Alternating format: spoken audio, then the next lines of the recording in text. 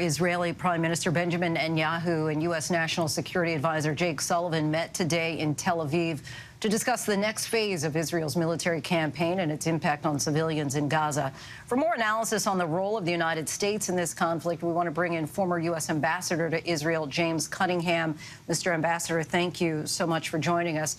Sullivan spoke to Netanyahu today about lower intensity operations and being as deliberate as possible in its strikes. But Netanyahu remains steadfast that Israel will continue, quote, until absolute victory, the elimination of Hamas. With growing criticism of Israel's assault on Gaza, where does the U.S. go from here if Israel's unwilling to scale back?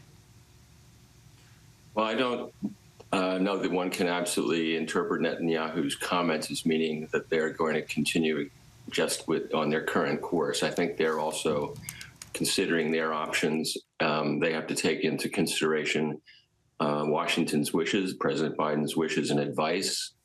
They have to look at what time frames involved, and they need to look at what their military targets and objectives still are and how those can be achieved.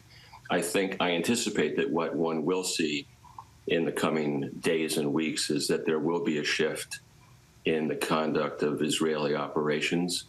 But the fundamental problems of conducting a military campaign in a heavily populated area will persist, of course.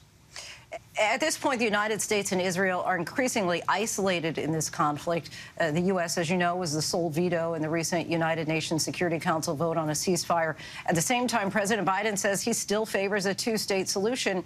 Can both positions be possible?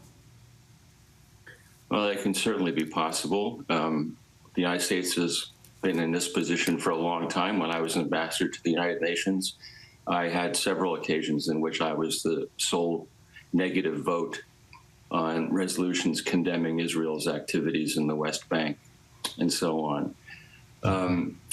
That said, our other international friends and partners understand the situation that exists and the fact that the United States is going to remain by Israel's side, even as it tries to be helpful in helping Israel to find the right way forward, a better way forward. We've seen this scenario before. It's going to persist.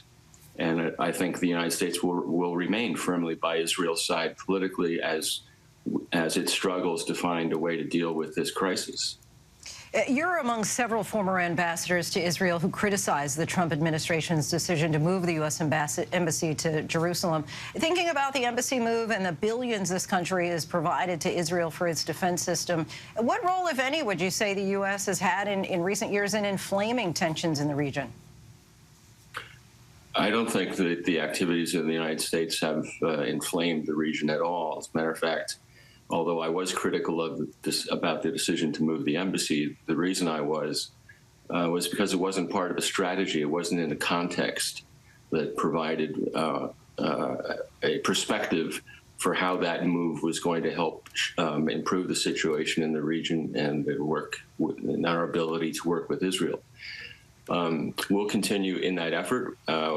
These discussions are difficult. I've been in them. My colleagues who are former ambassadors have all been in these difficult decisions as we try to accommodate each other's interest in what is now a very, very difficult situation.